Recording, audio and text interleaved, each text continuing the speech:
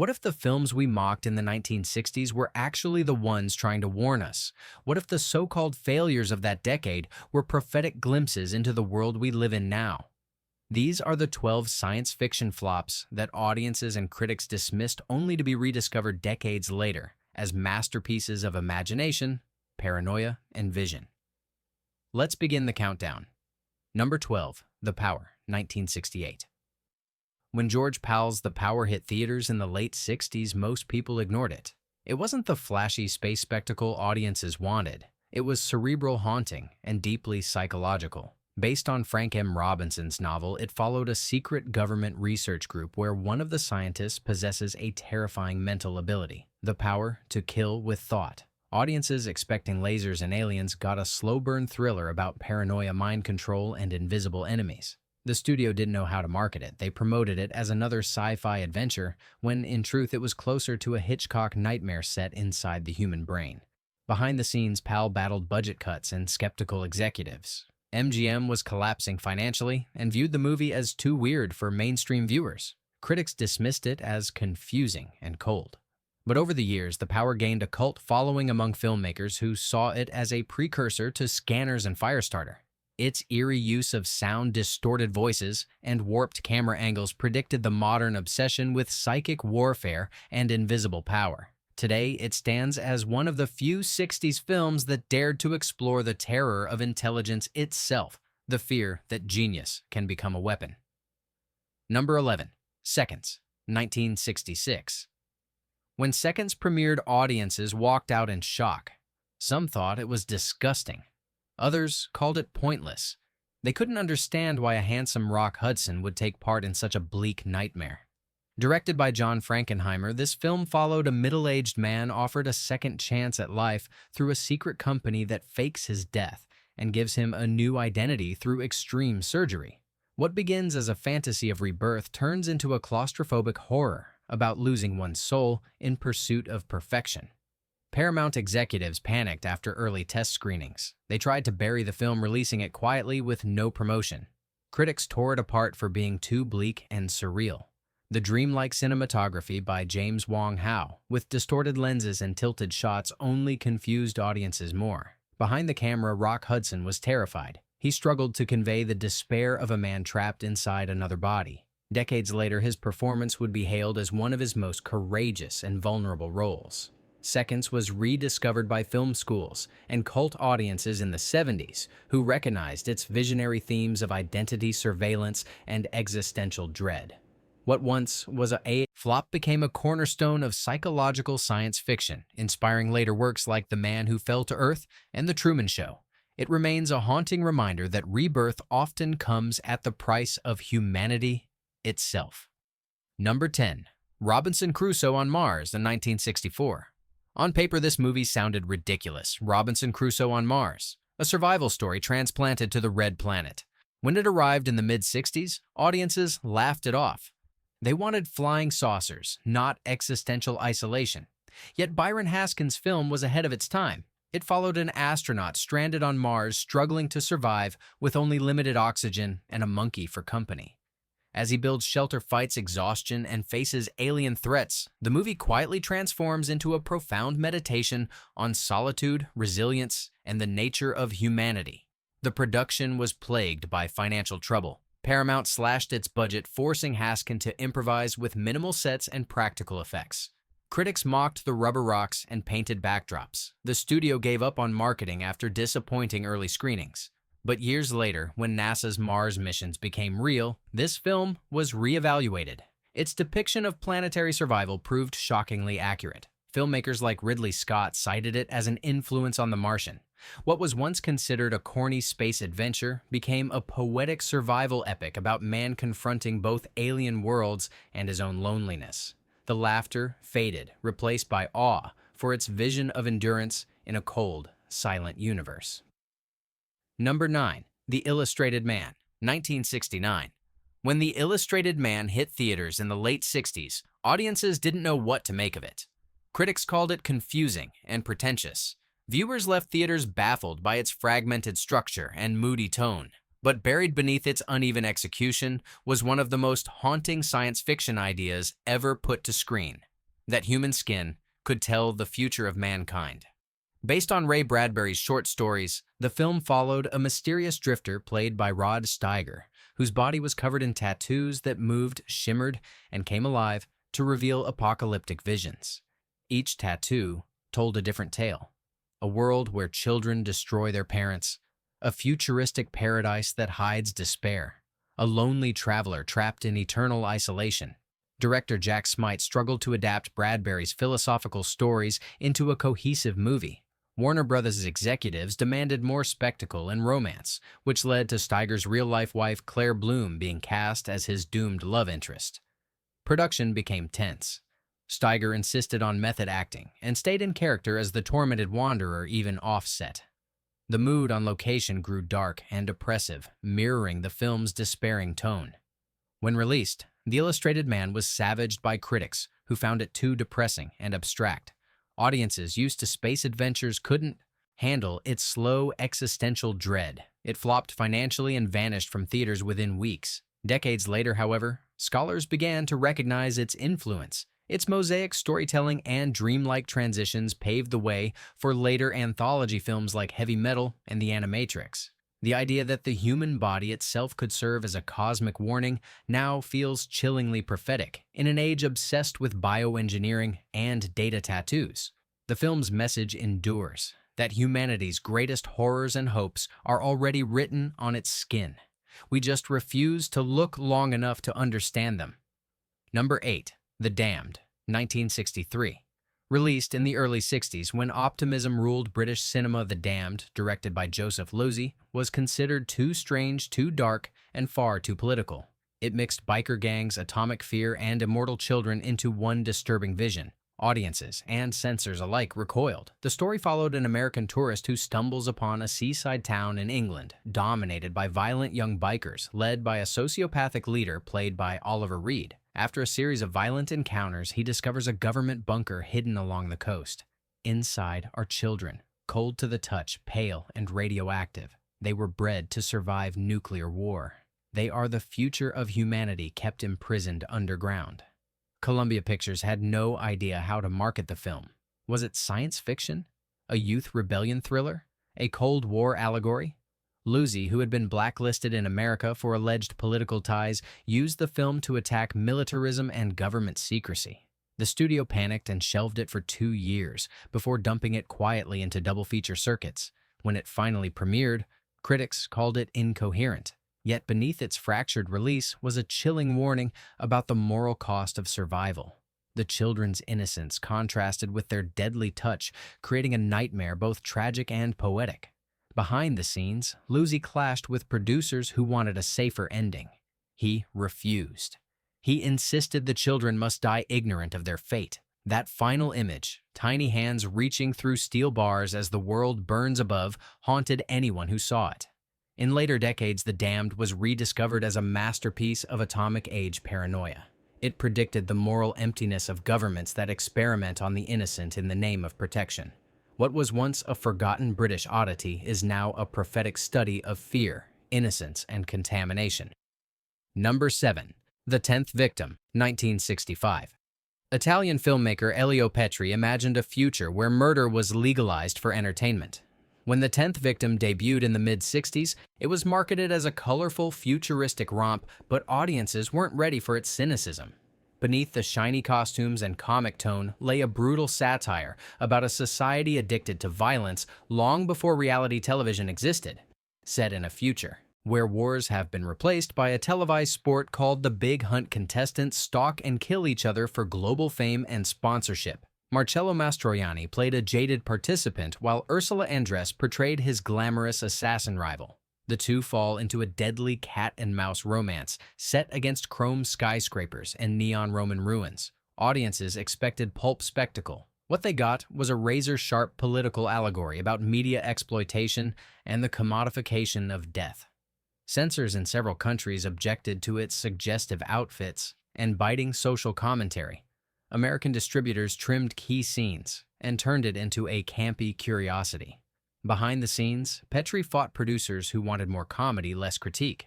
Mastroianni resisted playing his character as a victim of consumerism, preferring suave irony. The tension bled into the film, giving it an uncanny tone, playful yet terrifying. Critics dismissed it as incoherent and too European, yet its legacy proved prophetic. Decades later, films like The Running Man and The Hunger Games borrowed its exact premise. Its art direction inspired countless futuristic designs in fashion and pop culture. Today, The 10th Victim feels eerily real. Its world of televised killing mirrors the spectacle-driven society we live in. It wasn't a camp failure. It was a mirror held too early to a culture not ready to face its reflection. Number 6. Fahrenheit 451, 1966. When François Truffaut adapted Fahrenheit 451, the world expected a poetic masterpiece. Instead, audiences in the 1960s left theaters cold and puzzled. Critics dismissed it as sterile, slow, and devoid of emotion.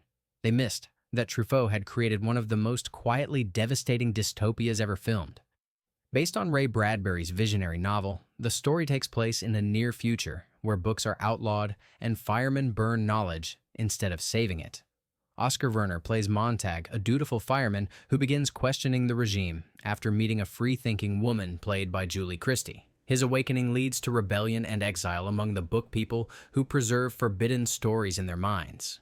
The production itself was a disaster. Truffaut barely spoke English and clashed constantly with Werner, whose rigid performance mirrored his real frustration. Julie Christie was forced to play two roles, the conformist wife and the rebellious teacher, a decision that confused audiences and critics alike. Universal executives wanted action. Truffaut delivered silence, reflection, and melancholy. Censors scrutinized the film for its political implications. In some countries, state television refused to air it, claiming it encouraged anti-authoritarian thinking. The color palette, fire reds and ashen grays, disturbed censors used to bright escapism. But as time passed, Fahrenheit 451 aged like prophecy. Its vision of screen-addicted citizens and government censorship became chillingly relevant. Modern critics hailed it as the blueprint for dystopian cinema from Brazil to Equilibrium. Its quiet rebellion through memory and storytelling resonated across generations. What was once labeled a failure is now revered as a soft-spoken scream for intellectual freedom. In an era drowning in distraction, Fahrenheit 451 stands tall, a warning that forgetting is the most efficient form of control. Number 5. The Day the Earth Caught Fire, 1961. When Val Guest released The Day the Earth Caught Fire, it wasn't the spectacle of alien invasions or mad scientist audiences expected. It was far more human, and that was its curse. Critics in the early 60s didn't want realism in their apocalypse. They wanted fantasy. Guest gave them terrifying plausibility. The story follows two journalists uncovering that simultaneous nuclear tests by rival nations have shifted Earth's orbit closer to the sun. As temperatures rise, London turns into an inferno. The Thames dries up. Panic spreads. But rather than focusing on heroes or saviors, Guest grounded his tale in weary newsroom reporters and government denials. The film's tone was bleak and unrelenting. It presented the end of the world not as divine punishment but human arrogance. British audiences in the nuclear age found it too close to home. Some theaters refused to screen it, fearing controversy. American distributors softened the ending, implying salvation where Guest had left ambiguity.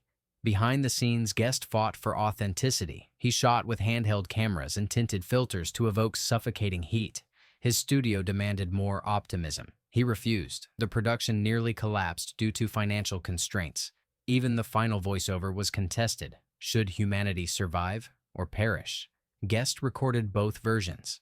The film flopped commercially, but lived on through word of mouth among scientists and journalists who admired its accuracy. Decades later, it became a cult masterpiece recognized for predicting environmental catastrophe and climate anxiety, long before either term existed. The Day the Earth Caught Fire burns brighter today than ever. Its closing line, a bell tolling uncertainly as Earth's fate hangs in balance, still echoes as one of science fiction's most haunting sounds. Number 4. Marooned, 1969. When Marooned premiered in the late 60s, it should have been a triumph. A realistic space thriller backed by NASA advisors and boasting one of Columbia Pictures' biggest budgets. Instead, it sank quietly just months before Apollo 13 made similar headlines in real life. Timing was its greatest enemy. The film followed three American astronauts stranded in orbit when their capsule malfunctions. As oxygen runs out and rescue efforts falter on Earth, the world watches in despair. Starring Gregory Peck, Richard Crenna, and Gene Hackman, it aimed for nail-biting realism rather than science fiction spectacle. Audiences, however, were exhausted by space fever after 2001, A Space Odyssey. They wanted cosmic mystery, not procedural tension. Critics complained that the film felt too slow, too technical, too depressing. By the time it hit theaters, people were celebrating the Apollo missions, not mourning hypothetical failures. Behind the scenes, director John Sturges battled studio interference. Columbia cut scenes of political tension and human despair to make the film more patriotic. Even NASA distanced itself, fearing negative associations with real space disasters. The editing room war left Sturges disillusioned. Ironically, months after its release, the Apollo 13 incident occurred, echoing the film's exact scenario of stranded astronauts awaiting rescue. Suddenly, Marooned looked prophetic, but the world had already moved on. It disappeared from circulation and became a curiosity for collectors. Decades later, it resurfaced as an underrated relic of Cold War anxiety, one of the few 60s films to depict space as isolation rather than triumph. Its haunting image of astronauts drifting helplessly in silence remains one of cinema's most chilling metaphors for the loneliness of ambition. In hindsight, Marooned wasn't a failure. It was a warning that heroism in space often ends in silence and sacrifice. Number 3. The Andromeda Strain, 1969. When the Andromeda Strain was first conceived, it was seen as too clinical, too cold, and too scientific for mainstream audiences. Universal Studios hesitated to fund it, fearing that the public wanted monsters and aliens, not sterile laboratories and equations. But director Robert Wise pushed ahead, creating one of the most realistic and unnerving science fiction thrillers of the era. Based on Michael Crichton's debut novel, the story follows a team of scientists investigating a satellite that crashes in New Mexico carrying a deadly microorganism from space. The infection kills an entire town within hours, leaving only 2 survivors, an old man and a baby. The scientists retreat to an underground facility called Wildfire, where they race against time to understand the alien life form before it wipes out humanity. Audiences in the late 60s expected adventure. What they got was tension, precision, and dread. Wise filmed with documentary realism using computer readouts and sterile lighting to create a sense of suffocating authenticity. Many viewers found it too slow, too intellectual. Critics complained it lacked emotion. Behind the scenes, the production faced real hazards. Sets filled with ultraviolet light and chemical smoke made actors sick. The robotic laboratory equipment malfunctioned constantly. Studio executives demanded more action, but Wise refused, choosing instead to build fear through silence and procedure. When it released, it performed modestly but confused audiences. Yet decades later, scientists praised its accuracy, and filmmakers cited it as the first true modern techno-thriller. It influenced Alien Outbreak and Contagion long before pandemics became household fears. Today, the Andromeda Strain stands as a quiet prophecy. Its lesson remains clear. The greatest danger is not the alien we imagine, but the science we fail to understand. Number 2. Planet of the Vampires, 1965. At first glance, Planet of the Vampires looked like another low-budget Italian pulp movie. Audiences laughed at its title and critics dismissed it before watching. But those who did see it witnessed something strange, hypnotic, and ahead of its time. Director Mario Bava crafted a cosmic nightmare that would later inspire Alien Event Horizon and half of modern space horror. The plot follows 2 spaceships responding to a distress signal from an unknown planet. When the crews land, they are overwhelmed by an invisible force that reanimates the dead, turning crewmates against each other. Shadows stretch across fog-drenched alien landscapes as fear dissolves trust. There are no vampires, only possession, paranoia, and death. Bava worked with a microscopic budget. He used mirrors, fog machines, and colored lighting to build a surreal environment that looked impossibly vast. The studio panicked, believing no audience would understand its tone. Distributors rebranded it with pulp posters that promised cheap thrills, not art. Behind the scenes, the Italian cast struggled with heavy leather suits that caused fainting during filming. Bava refused to cut corners. He painted light onto darkness, creating atmosphere where money could not. When released, critics mocked its minimal dialogue and dreamlike pace. But time vindicated it. Directors like Ridley Scott and John Carpenter cited it as inspiration. The derelict spaceship sequence in Alien almost exactly mirrors Bava's work.